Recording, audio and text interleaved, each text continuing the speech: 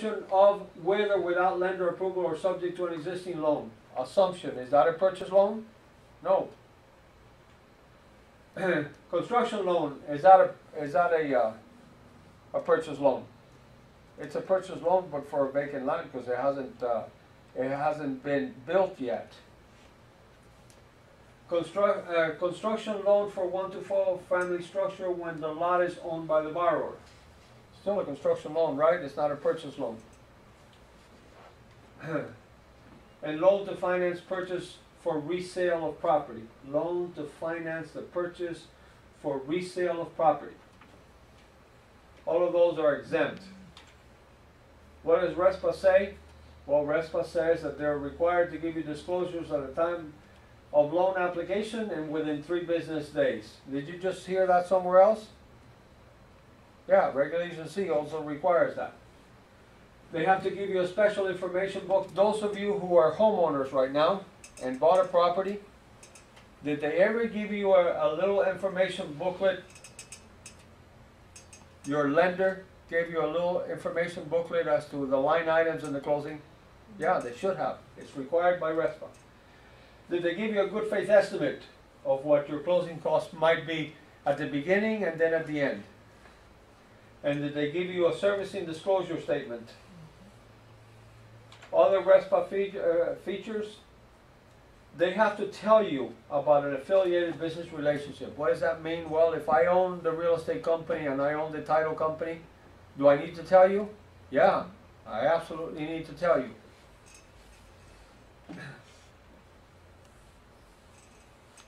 Do I need to tell you that you have the right to purchase title insurance? Absolutely, I need to tell you that. That's required by RESPA. It also requires title companies and closing attorneys to use the HUD-1 settlement statement, the form, as your closing statement for these residential transactions. It's required for RESPA closing, and a copy to the buyer is available within 1 business day prior to closing, at least for all the numbers that are known at that time. The problem is that lenders don't tell the closing company what the actual final costs are until the day of closing. But if you, the buyer, wants an estimate of where or what it's going to be the day before closing, they're required to give it to you, the totals that they know to that point. They can't give you anything that the lender hasn't given them, but they can give you everything they know as of that day.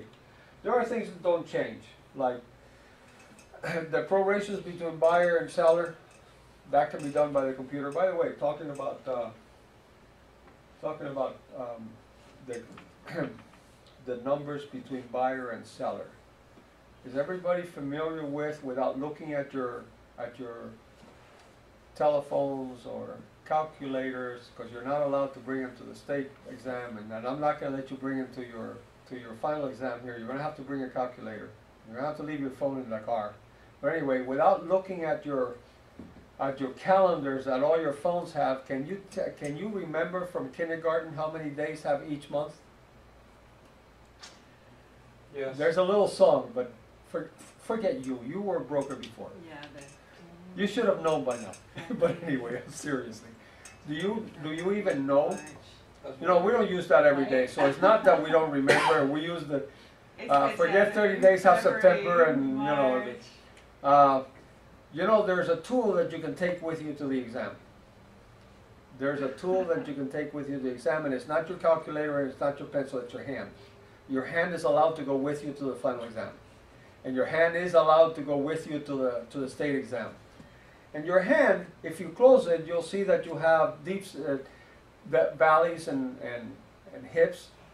So every hip, which is your bones, your knuckles, it's a 31-day month. So if you count them, January, February, March, April, May, June, July, August, both have 31 days.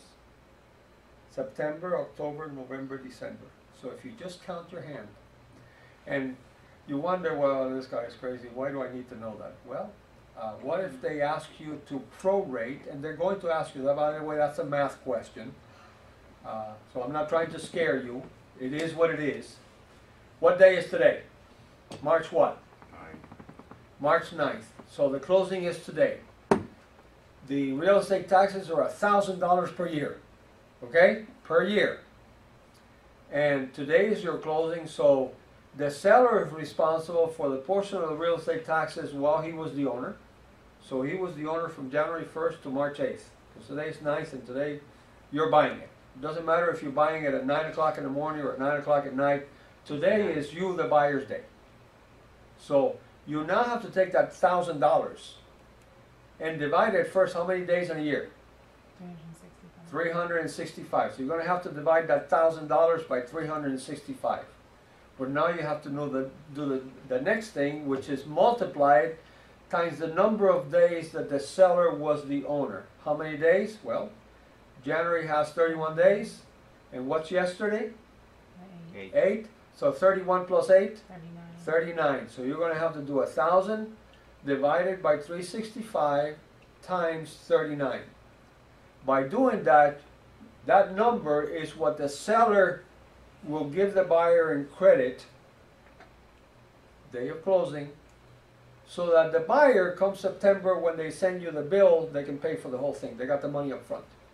The buyer got the money up front from the seller. They gave him a credit for that portion of the real estate taxes. So that's proration, that's math. Okay? So when we talk about the closing statement, which by the way you should be able to look at it day of closing, you go with your buyer and you are required to, you may not get the opportunity but you're still required to take that closing statement and explain it to your customer. They're the buyers. You ought to be able to take that and say, and they're going to say, what is this figure right here that, you know, real estate taxes? And you need to be able to, well, the taxes are $1,000 a year. You know, you divide that by the number of days in a year and you multiply it times the number of days that seller was the owner. The seller was the owner until yesterday. So that's what they're giving you in credit. Come November, you're going to pay for the entire amount because the seller just gave you your part today.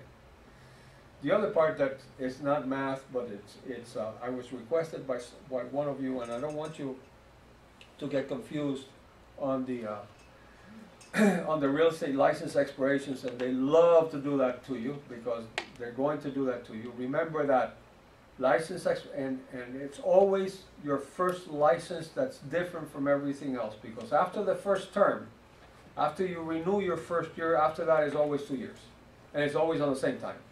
So if you expired on March 31st, every 2 years you're going to expire again on March 31st. That doesn't change. It's the first year or the first license term that's different.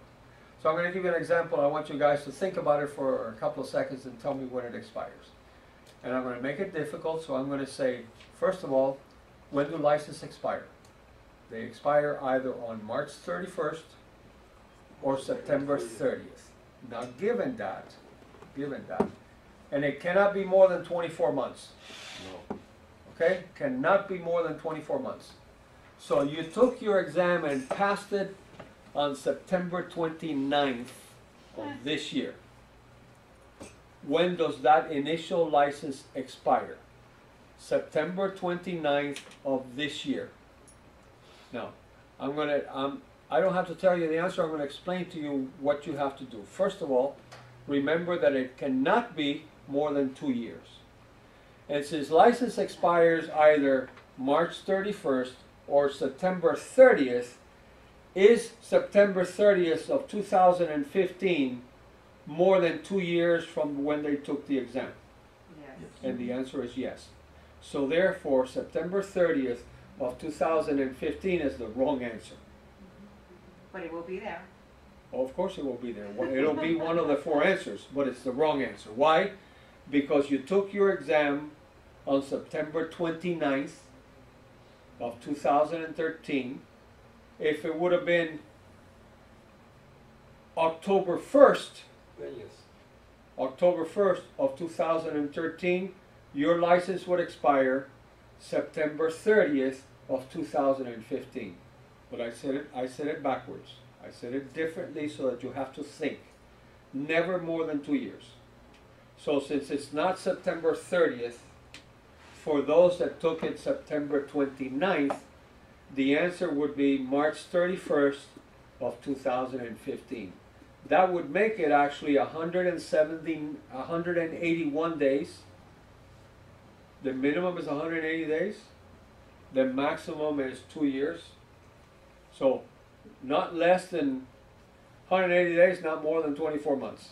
So you have to think about, and the easiest way that I can tell you to do it is add 2 years to the day that took the exam and back off to the nearest license termination that you see.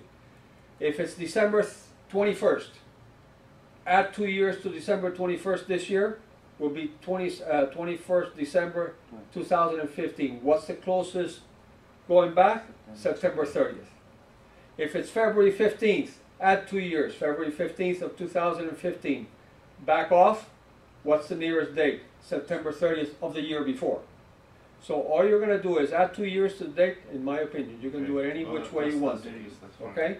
Add 2 years to it, and then look at it. What's the nearest expiration date back? And that's your answer. Okay? Good cookie. Thank you. Let me tell you, they're gonna trick you. You know, they're gonna trick you on the like they did, this test did on the 3 days, for the broker to turn over the money. It's not 1 plus 3; it's a total of 3. You're gonna have to think. Well, it doesn't matter if they got the money today and they gave me the money today. Day one is still tomorrow, or day one is still the next business day. And it's not 4; it's a total of 3. So, But that in particular, it said, okay, if they give it to the associate, so it's within the deadline of the associate, not. okay, you're adding too much to it. Look at it this way, okay? It doesn't matter at what time of day. It doesn't matter at what time of day you got the check today. It doesn't matter what time you got it. It doesn't matter if you got it at 9 o'clock in the afternoon or 9 o'clock tonight or anywhere in between. You have to give it to the broker by 5 o'clock tomorrow. Tomorrow being the next business day. So if it's Sunday, it's Monday at 5 o'clock. So that's Always what you think counted of, it from. so today doesn't count. The day that you get it does not count in the 3 days. For the broker. For both. For both. Day one is the same for both. If you got it today, when is your day one? You associate, when is your first day? Monday. Doesn't matter if you gave it to them today, because you drove over here crazy. You have a check and you don't want it in your purse. You gave it to the broker today, but you got it today. But when did you have time to do it till? Monday at 5 p.m. Monday at 5 p.m. is the same day number one for the broker. So the broker has Monday, Tuesday, Wednesday. Okay? It doesn't matter. Don't add anything to your head about whether you did it at 9 o'clock or at 10 o'clock. The day that you receive it does not count. Okay? It doesn't count. Day one is the next business day. If you get it on Friday at 9 o'clock in the morning, when do you have to give it to your broker? Monday? Monday at 5 p.m. And that's still day one. What does the broker have? Day one, Monday, Tuesday, Wednesday. Still the same thing. So whether you got it on Friday at 9 a.m., Saturday at 9 a.m., Sunday at 9 a.m., or any which way, what's day one? Monday. The next business day. The day that you get it, or the weekend in between, or the holiday in between does not count. Okay? Monday is a holiday. You got it yesterday at 4 o'clock in the afternoon. You couldn't get it to the broker, but it doesn't matter. When do you have to give it to the broker? Monday. No, Monday's a holiday. Oh, I didn't hear that part. Okay, that's all right. Monday being a federal holiday, when is day one? Tuesday, 5 p.m. When does the broker have? Tuesday, Wednesday, Thursday. Count that first day twice. Count that first day for you, count that first day for the broker. It's always the same. Then count 2 more. It's not 3 plus 1, it's 2 plus 1. They have 2 more days after you. Look at it that way. 2 days after you.